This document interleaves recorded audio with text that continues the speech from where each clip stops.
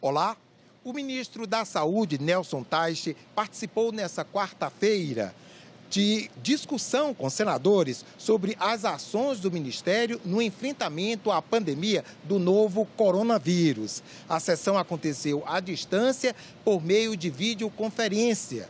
Cidadãos de todo o país puderam fazer perguntas por meio do portal e-Cidadania.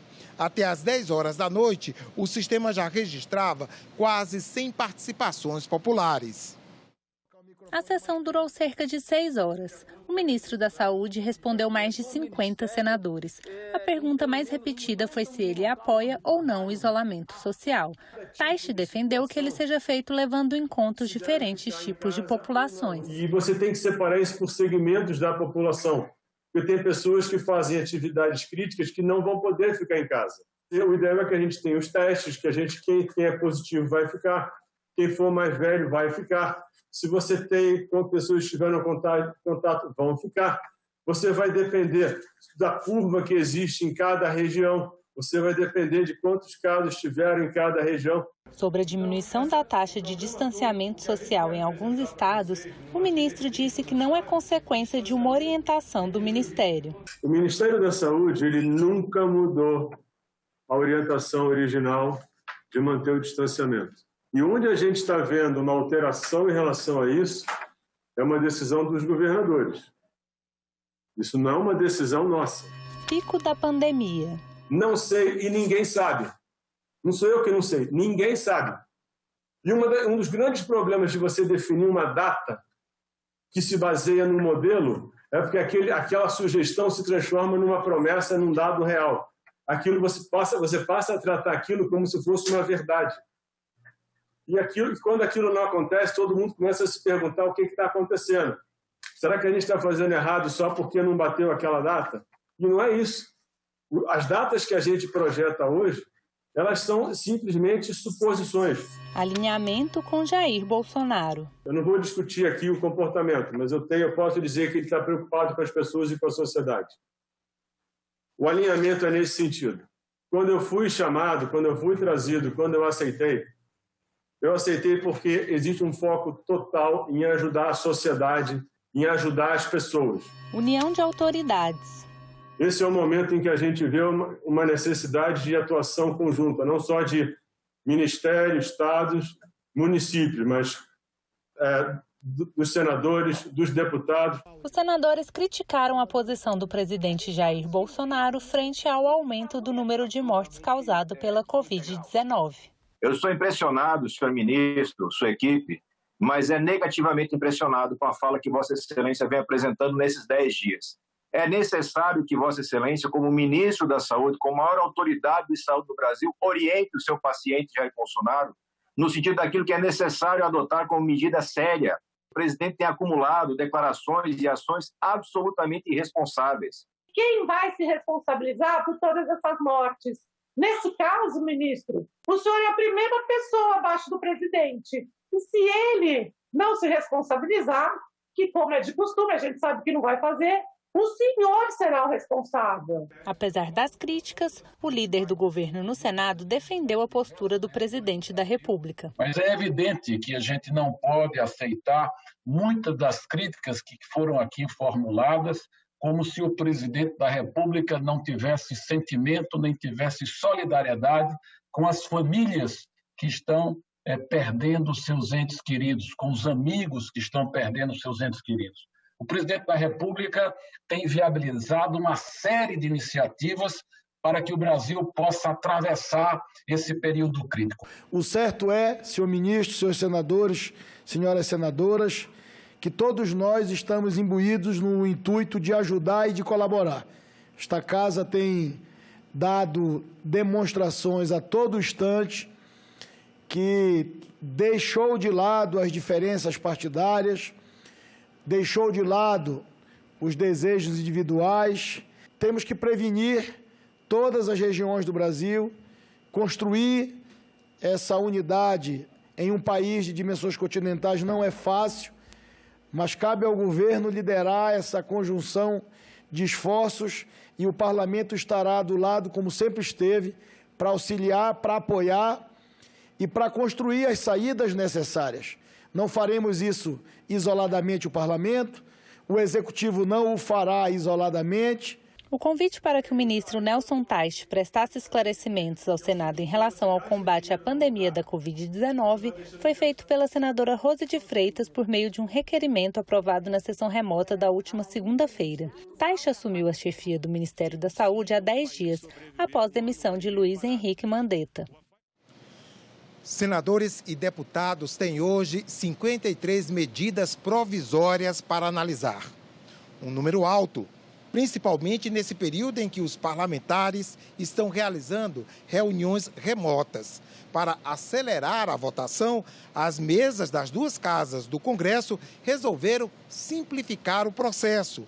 Mesmo assim, a quantidade de MPs tem preocupado os senadores. Mesmo numa pandemia, o prazo das medidas provisórias continua correndo e elas começam a fazer fila. Durante esse período da pandemia, o governo federal já editou 35 medidas provisórias. É um número bastante alto, principalmente se a gente comparar que a média histórica tem sido da edição de uma medida provisória a cada semana nesses últimos quase 20 anos de vigência da Emenda Constitucional número 32. Ao somarmos as medidas provisórias editadas durante a pandemia do novo coronavírus às que já estavam em tramitação, esse número sobe para mais de 50 MPs. Com dificuldade de fazer reuniões presenciais, Câmara e Senado publicaram um ato simplificando a tramitação dessas medidas provisórias. O Supremo Tribunal Federal, através do ministro Alexandre de Moraes, recentemente, pelo seu plenário, homologou uma proposta de ato conjunto das duas mesas, da Câmara e do Senado. E essa homologação, esse ato, após essa homologação, ele foi publicado no Diário Oficial da União, encurtando o prazo e possibilitando que os plenários apreciem diretamente a medida provisória, mesmo na ausência de uma deliberação prévia da comissão mista, a fim de viabilizar uma deliberação em prazo curto, rápido, dessas MPs. Segundo o ato das mesas das duas casas, o prazo de validade dessas MPs cai de 120 para 16 dias.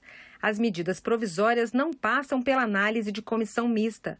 Os pareceres são dados por um deputado no plenário da Câmara e por um senador no plenário do Senado em sessões de deliberação remota.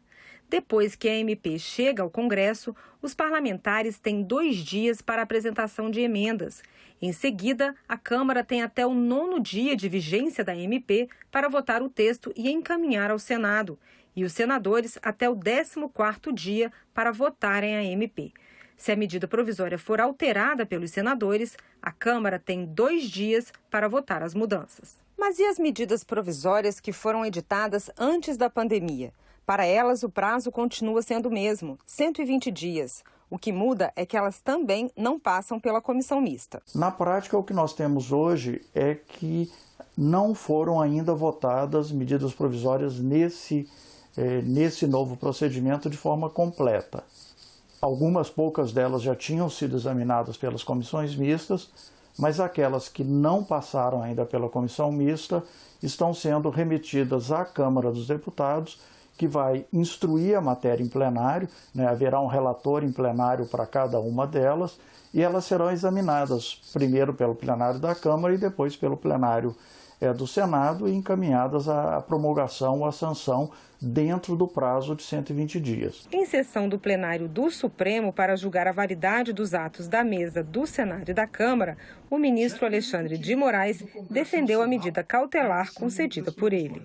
Nós não podemos permitir, de um lado, que todas as medidas provisórias caduquem porque fisicamente não há possibilidade de reunião da comissão mista. Ao mesmo tempo, não podemos permitir que todas as medidas provisórias, independentemente de deliberação, continuem valendo. A sessão foi suspensa quando o ministro Dias Toffoli, presidente do tribunal, pediu vista do processo. O placar estava em 5 votos contra o parecer do ministro Alexandre de Moraes e 4 a favor. Com isso, o ato continua valendo, mas a quantidade de medidas provisórias que precisa ser votada pelo Congresso em 16 dias tem preocupado alguns senadores. Nós temos pelo menos 20 medidas provisórias da pandemia relevantes que vencem nesse regimento interno, nessa nova regra com 16 dias úteis, no mês que vem, 30 dias. Ou seja, 20 medidas provisórias, tirando sábado e domingo, nós teremos uma medida provisória por dia para votar. Quando é que votaremos os projetos dos senadores, desses 20 que os colegas querem? Estão tramitando no Congresso Nacional simplesmente 50 medidas provisórias. Desse total, 4 delas tiveram a comissão mista instalada e seus relatores indicados. Portanto, temos 50 medidas provisórias pendentes de votação na Câmara dos Deputados, sendo que 46 delas nem relatores foram indicados ainda. Em uma outra decisão do plenário do STF, os 9 ministros que já votaram foram unânimes em rejeitar o pedido do presidente da República de suspender o prazo de validade das MPs editadas antes da decretação do estado de calamidade pública. Mas com o pedido de vistas do ministro Toffoli, o julgamento foi adiado. A medida provisória que obriga as empresas de telefonia a enviarem dados para o IBGE foi parar na Justiça. Parlamentares e a Ordem dos Advogados do Brasil alegam que a MP é um risco à privacidade do cidadão. A medida provisória foi editada em 17 de abril. Ela obriga as operadoras de telefonia fixa e celular a fornecer ao IBGE a relação de nomes, números de telefones e endereços dos seus consumidores, sejam eles pessoas físicas ou empresas. A MP garante o sigilo dos dados compartilhados, impede o repasse a qualquer outro órgão do país e determina que as informações serão utilizadas exclusivamente nos trabalhos de pesquisa da Fundação. O Instituto Brasileiro de Geografia e Estatística, o IBGE, é uma fundação vinculada ao Ministério da Economia. Ela coleta dados que depois servirão para a execução de políticas públicas. Saber, por exemplo, quantas pessoas moram em determinada residência, quantas estão empregadas, o nível de renda. Mas com a pandemia, os trabalhos de porta em porta foram prejudicados. Por isso, a edição da MP. Mas o texto da lei não deixa claro em que pesquisas exatamente os dados repassados pelas operadoras serão utilizados e nem de que forma serão garantidos o sigilo e a integridade dessas informações. Resultado, deputados protestaram e senadores e a OAB entraram na justiça contra a medida provisória. Deputados líderes da oposição alegam que a MP é inconstitucional porque viola o sigilo de dados, invade a privacidade e a intimidade dos brasileiros. PSDB, PSB, PSOL e PCdoB entraram com ações de inconstitucionalidade no Supremo Tribunal Federal. O Conselho Federal da Ordem dos Advogados do Brasil também pediu ao STF a suspensão integral da medida.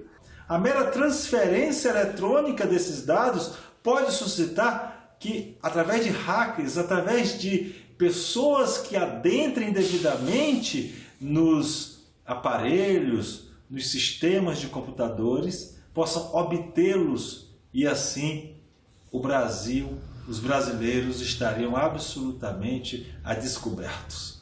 E no último dia 24, 7 dias depois de publicada no Diário Oficial da União, a ministra Rosa Weber, do STF, suspendeu os efeitos da MP para, segundo ela, prevenir danos irreparáveis à intimidade e ao sigilo da vida privada. A decisão final caberá ao plenário do Supremo Tribunal Federal. E pelas novas regras em função da pandemia do coronavírus, o Congresso tem até 16 dias para analisar a medida provisória. No Senado, o debate será entre os que veem na MP um risco à privacidade e aqueles que acreditam que novos hábitos chegaram para ficar. O IBGE tem mais de 80 anos de tradição de serviços prestados ao país, merece toda a nossa confiança e daqui para frente, com certeza, tudo será virtual. Essas coisas presenciais, muitas delas deixarão de existir. Então, sou totalmente favorável. Acho que a decisão judicial interpretou de forma equivocada, né? Eu acho que nós temos que aprovar essa medida provisória. Eu entendo que essa medida provisória deve ser devolvida ao governo federal. É importante já termos tido uma decisão da ministra Rosa Weber sustando os efeitos dessa medida provisória, inclusive porque ela não estabelece nenhum tipo de penalidade para pessoas, segmentos ou grupos que venham a utilizar indevidamente essas informações transferidas ao IBGE. Coronavírus, violência, demarcação de terras. Entre temas novos e lutas antigas, os povos indígenas brasileiros seguiram orientações de ficar nas aldeias, mas não deixaram de realizar a grande assembleia que ocorre todo mês de abril em Brasília. Como? Veja na reportagem de Andréia Alves. Quem sabe da importância da interação social para os indígenas, imaginaria que uma pandemia como a do novo coronavírus poderia suspender o tradicional acampamento Terra Livre, que reúne todos os anos milhares de indígenas em Brasília. Mas eles protagonizaram o que talvez tenha sido a primeira grande assembleia indígena online do mundo, o ATL 2020. Mas é aí que a gente também reaprende, é aí que a gente também se reinventa em tempos de pandemia. Os temas são conhecidos: invasões de territórios e luta por demarcação, violência contra indígenas com aumento de assassinatos de lideranças, política de saúde considerada ineficiente. Mas agora surgiu uma novidade preocupante: o impacto da Covid-19 nas aldeias. Estamos ligando esse alerta sempre, para os povos indígenas cuidarem, de atender as recomendações da Organização Mundial de Saúde, de ficar em casa, de seguir nos territórios. Mas aí, quando a gente faz isso e os indígenas seguem essa recomendação, aparece esse outro agravante, que é a insegurança alimentar, que nesse momento também é gritante. Na população indígena, o coronavírus pode ter um efeito ainda mais impactante. Com idosos em risco, a cultura fica ameaçada. Nós somos povos pautados na tradicionalidade e também passando os nossos conhecimentos de geração a geração. Se a gente perde um grupo de idosos na comunidade, a gente perde toda uma reflexão sobre a nossa história, sobre a nossa memória, que é essa memória viva que os mais velhos representam para a gente. Especialistas afirmam que o garimpo, além de ser um problema ambiental, é também um fator de contaminação. Essa curva verde seria como se dá a disseminação da doença na população Yanomami, com cerca de 20 mil garimpeiros transitando por dentro desse território, e na linha mais escura seria como a disseminação da doença ocorre dentro desse território, sem essa população de garimpeiros invasores e a população indígena Yanomami adotando medidas de restrição de isolamento. A gente precisa defender o isolamento social, mas também a gente precisa contar aí com o apoio das instituições de governo, E eu acho que é isso, o Estado precisa assumir a sua responsabilidade frente aos povos indígenas. Lideranças indígenas reclamam de iniciativas do governo que têm sido tomadas por meio de portarias e medidas provisórias, sem passar pelo Congresso Nacional como um projeto de lei. Eles citam como exemplo a Portaria 135 do Ministério de Minas e Energia, que considera a mineração uma atividade essencial. E também a normativa número 9 da FUNAI, que trata da declaração de reconhecimento de limites de imóveis privados. Essa declaração de reconhecimento, como eles estão colocando ali, pode valer como uma declaração de posse. Imagina o quanto de territórios indígenas que agora podem ser considerados terra privada, porque um monte que está aí cheio de invasores, e aí essa instrução normativa, ela também traz esse perigo. Esta edição online do ATL trouxe ainda debates sobre as questões das mulheres indígenas e revelou a organização da juventude, os futuros líderes. E não faltaram cânticos e danças, que mesmo à distância conseguiram unir as pessoas.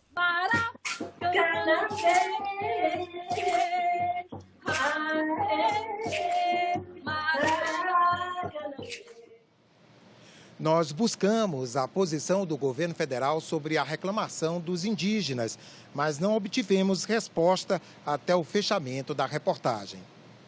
O governo do Distrito Federal começou a distribuição gratuita de máscaras para a população. A medida é necessária para o cumprimento do decreto que prevê multas e punição para quem for flagrado sem esse item de proteção individual. Desde que começamos a ouvir falar em epidemia, poucos temas têm sido tão controversos e polêmicos. Afinal, onde, quando e quem deve usar máscaras para se proteger do contágio com o coronavírus? Em algumas capitais, isso já é obrigatório em todos os locais públicos por força de lei. Mas essa mudança não aconteceu de uma hora para outra. Brasília, 10 de fevereiro, estação central do metrô. Tem gente ganhando muito dinheiro espalhando boatos e fake news. Será que é isso que nós queremos? Enquanto isso, no Brasil real, as pessoas voltam para casa tranquilas depois de um dia de trabalho. Até então, a primeira orientação dos especialistas e da própria Organização Mundial era máscaras cirúrgicas só para os doentes do vírus, médicos, enfermeiras e profissionais da saúde. Hoje, 2 meses depois, tudo mudou. O Brasil ultrapassou a China em vítimas fatais da pandemia e a realidade se impôs. O Ministério da Saúde passou a recomendar até mesmo as máscaras artesanais. E o que era alternativo virou lei. Decreto do governador do Distrito Federal do dia 23 de abril prevê o uso obrigatório em todos os locais públicos. Quem for pego sem máscaras poderá ser autuado e multado em no mínimo R$2.000. E por contribuir para a propagação de doença contagiosa, além da multa, poderá ser preso. O governo vai distribuir o artefato em vários pontos da cidade e a medida entra em vigor assim que forem entregues máscaras em número suficiente para atender a demanda. O uso da máscara deve observar certos cuidados e o principal deles é com a higiene. Vamos ver o que recomenda a doutora Patrícia Tavares. Higienize as mãos antes de pegar na sua máscara, pegue pelas hastes de elástico, coloque ao redor da boca. A máscara